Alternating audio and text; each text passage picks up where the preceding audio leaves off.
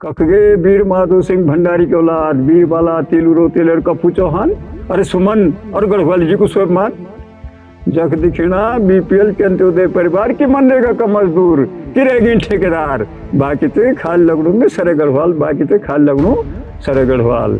ये कविता जो अभी आपने सुनी ये उत्तराखंड के हालात बयां करती है। उस उत्तराखंड के हालात जिसे पलायन का रोग ऐसा लगा कि गांव के गांव खाली हो गए। लेकिन इस कविता को तैयार करने वाले शख्स उन चंद व्यक्तियों में से हैं जिन्होंने खाली गांव और बंजर जमीन को आबाद करने की ठानी। पौड़ी गढ़वाल की असवालसियू पट्टी के विद्यादत्त शर्मा आज 88 साल से ज्यादा उम्र के हो चुके हैं और आज भी वो अपनी जमीनों को हरा भरा करने में जुटे हैं। विद्यादत्त शर्मा वो शख्स हैं जिन्होंने अपने जल जंगल और जमीन के लिए महज 28 साल की उम्र में अपनी सरकारी नौकरी छोड़ दी। इस रिपोर्ट में हम आपको सिर्फ विद्यादत्त शर्मा के बारे में नहीं बताएंगे बल्कि इसके साथ ही हम आपको उस शख्स से भी मिलाएंगे जिन्होंने उत्तराखंड में चकबंदी की अलग जगाई।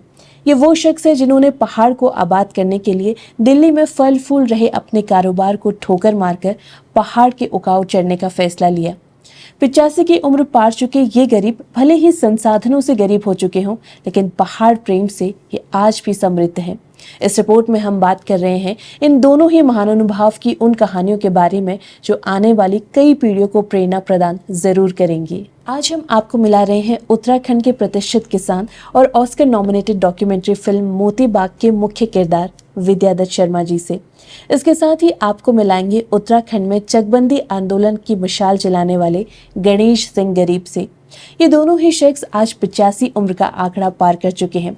दोनों ही पौड़ी गढ़वाल की असवालसियू पट्टी के निवासी हैं और दोनों ने ही पहाड़ प्रेम की ऐसी नज़ीर पेश की कि आज ये लाखों लोगों के लिए प्रेरणा है। आम पहाड़ियों की तरह ही विद्यादत्त शर्मा और गणेश सिंह गरीब ने नौकरी के लिए पहाड़ को छोड़ा। विद्यादत्त शर्मा ने सरकारी नौकरी पकड़ी तो वहीं गणेश सिंह नेगी दिल्ली पहुंच गए। विद्यादत्त शर्मा अपने काम भूमि नाप के काम से जुड़े रहे। उन्होंने उत्तराखंड के लगभग सभी क्षेत्रों में काम किया तो वहीं गणेश सिंह नेगी ने दिल्ली में अपना एक छोटा सा कारोबार शुरू कर दिया था कि मैं 23 साल की उम्र में उस पद पे पहुंच गया। 23 साल की उम्र में मैं सर्वे एक्सपर्ट हो गया और 28 साल की उम्र में मैंने रिजाइन भी कर दिया। तो संयोग है कि मैं उस विधा से परिचित, खसरा क्या होती है, खतौनी क्या होती है, नाली क्या होती है, मुट्ठी क्या होती है, इस विधा से परिचित पूरे भारत में मेरा चैलेंज है कि मेरा कोई विकल्प है नहीं। मैं हूँ जीवित, सब उस धरातल में जीवित। हमारा जीवन जो है ग्रामीण जीवन ही रहा। गांव में पैदा हुआ, गांव में ही पढ़ा और जब यहाँ से हम लोग मिडिल तक स्कूल की उस टाइम पे तो मिडिल करने के बाद तब दिल्ली चले गए भाई के पास, बड़े भाई के पास। और तब वहाँ पर प्राइवेट मैंने हाई स्कूल का दिया पास किया बोर्ड से, तो प्राइवेट में चलो पास हो गया। तो पिताजी को खुशी हुई कि चलो पास हो रहा है, तो उन्होंने देहरादून में इंटर में भर्ती कर दिया। तो डीएवी इंटर कॉलेज में है, मैं इंटर में वहाँ पढ़ाई की और तब इंटर के बाद तब दिल्ली चला गया। तो घूम के मेरे दिमाग में आया यार रेडियो को भी बनता कैसे है, रेडियो कैसे बनता है। तो मैंने घर में आके कहा कि मैं रेडियो काम करना चाह रहा हूँ। अच्छा, कहते कहाँ करना है, तो मैंने कहा मैंने इंस्टीट्यूट भी देख लिया है। दोनों ही दिग्गज अपने अपने क्षेत्र में अच्छा काम कर रहे थे लेकिन पहाड़ की खातिर दोनों ने ही अपने गांव वापस लौटने का फैसला लिया। अब मेरे मन में आया कि नौकरी ठीक नहीं है। नौकरी तो नौकरी है, चाहे नायब तहसीलदार, कुछ नहीं तो खैर नायब तहसीलदार तहसीलदार कुछ भी हो, पद कोई भी हो, लेकिन वो तो नौकर है और मालिक मालिक है। चाहे कुछ भी हो, मालिक तो मालिक है। एक कारण कुछ ऐसा भी था कि एक बार ऐसा हुआ कि मुनस्यारी आखिरी जो वो है मिल्लम बॉर्डर हमारा आखिर, उसके बाद तिब्बत लग जाता है पिथौरागढ़ का, वो मैंने सर्वे करवाई आखिर में। तो हमारे जो बंदोबस्त अधिकारी थे जी पंत, घनश्याम पंत खंतोली के, वो मुझको जब मैंने रिजाइन दिया तो मुझे बहुत समझाने लगे कि बाबू ऐसा मत करो, ऐसा मत करो जी। मैंने कहा मुझे नौकरी नहीं करनी है। अब जब मैं नहीं माना तो उन्होंने आखिरी शर्त रखी कि जब एक तहसील सेटलमेंट हो जाता है तो उसकी तहसील वाइज एक रिपोर्ट लिखी जाती है, तहसील वाइज। अच्छा। उसको कहते हैं तहसील रिपोर्ट। मतलब यहाँ भी जैसे बारासिंह की अलग होगी, तहसील की रैनसोन की अलग होगी, तहसील वाइज, उसमें उसका सारा चित्रण होता है। मैंने अपनी दुकान खोल दी रिपेयर और मैन्युफैक्चरिंग की। तो रिपेयर और मैन्युफैक्चरिंग का काम मैंने 20 साल तक किया। ओके। पहले कोटला में दुकान खोली, उसके बाद लोधी कॉलोनी में। तो कारोबार अच्छा चल रहा था? हाँ, ठीक चल रहा था सब कुछ। लेकिन जब मेरे दिमाग में ये आया कि यार यहाँ हमारे भाई बंधु सब होटलों में कैंटीनों में काम कर रहे हैं और इनकी ज़मीन सब बंजर पड़ रही, दिमाग में आता था यार क्या करें, ये तो वहाँ तो जमींदार थे और यहाँ ये इजारत में है, तो अगर हमारी एक ही जगह पर होती तो इनको ये करना नहीं पड़ता। लोगों ने कहा भाई खुद करके दिखाओ तो बात बने। तब मैं गांव में आया ना, गांव में रखी मैंने बात, कहता है खुद करके दिखाओ, तब मालूम हमको भाषण दे रहे हो तुम, करके दिखाओ जरा। अपने आप तो दिल्ली में स्टार्ट कर रहा है और हमको यहाँ शिक्षा दे रहा है। पर वो बात दिमाग में बात बैठी। अब मैंने दिल्ली का सारा कुछ पेशवाज दिए, नीलाम करके घर आ गया। गणेश सिंह गरीब जब दिल्ली से उत्तराखंड अपने गांव पहुंचे तो उन्होंने यहां पर चकबंदी की अलग जगानी शुरू कर दी। गणेश सिंह ने गांव-गांव जाकर लोगों को चकबंदी को लेकर जागरूक किया। सिर्फ इतना ही नहीं, उन्होंने खुद अपने बढ़िया खेत गांव वालों को देकर उनके कम उपजाऊ खेतों को लिया और उन पर चक तैयार कर खेती की। ये जमीन थी 10 परिवारों की जमीन है, 10 परिवारों। उन 10 परिवारों को मैंने छांट के धान वाले खेत दिए उनको, बड़े बड़े। तो लिखित हुआ, क्योंकि सर्वेयर तो हमारे प्रधान थे ही, उन्होंने लिखा ऐसे कि फलाने खेत के बदले फलाना खेत, ये करके घरेलू लेखक प्रधान की मोहर के साथ। वो मेरे पास भी है, तो वही है, घरेलू आपस में संटवारा करके हमने लिखत कर दिया, कब्जा दे दिया कि भाई अब इसके बाद तुम्हारी ज़मीन में सोना आए, पैदा हो, कुछ हो, कोई नहीं करेगा। तो वो हमारे खेत कर रहे हैं तब से। अब लगाइए सन 81 में ये काम हुआ, 81 से लेकर अब तक वो भी खुश है और हम भी खुश हैं। पूरी ज़मीन 40 साल से बंजर पड़ी थी। यहाँ से ये नाला था वो सब उजाड़ फुजाड़ था, नीचे से एक एक करके खेत तैयार किया मैंने। तो खेत जब तैयार, जो भी खेत तैयार किया, उसमें हम आलू लगा देते थे, मूला लगा देते, उसमें खूब पनपा, ताज़ी ताज़ी मिट्टी थी ना, तो खूब हुआ।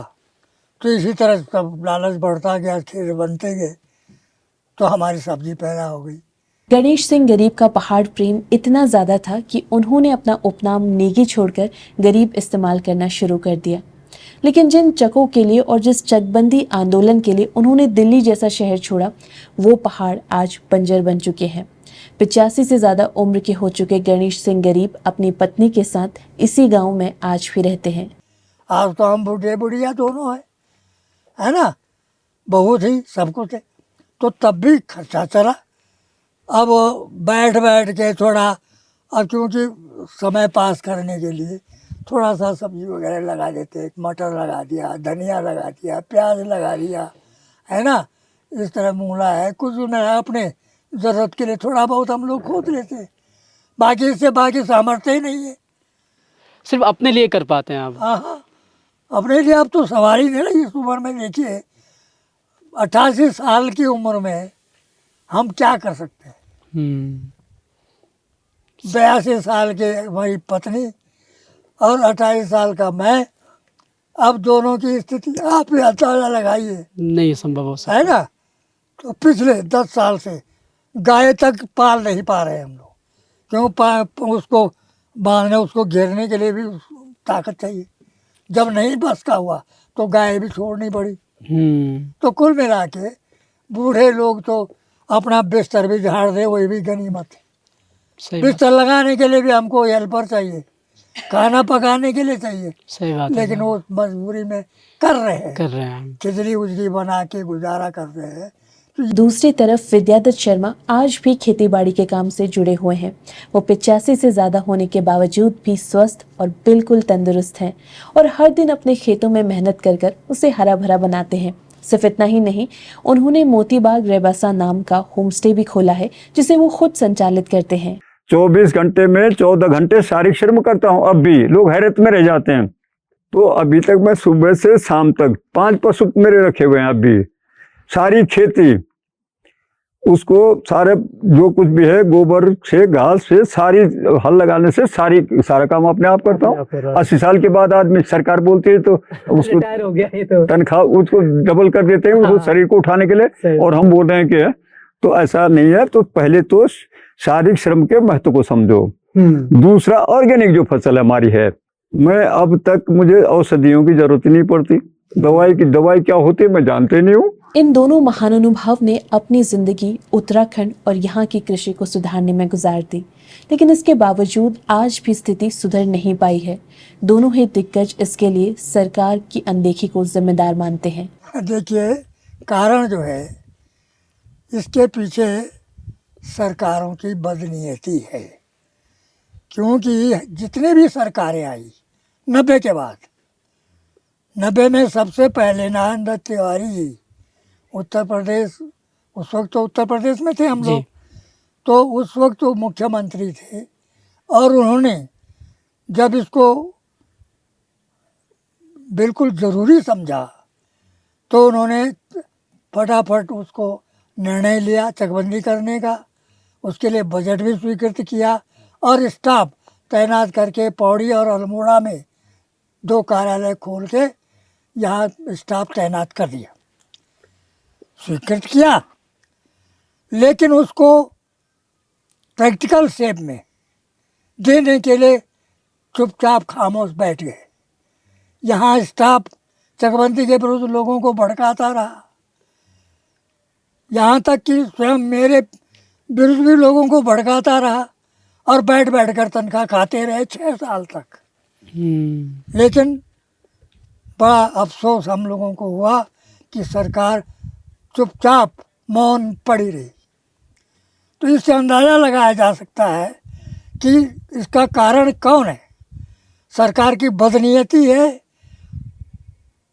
और खाली ये एक औपचारिकता के रूप में सरकार निर्णय करती है, कमेटियां भी बनाती है। अब तक जितने भी सरकारें आई है सब ने कमेटी बनाई और सब कमेटियों में मुझे भी सदस्य के रूप में नॉमिनेट किया।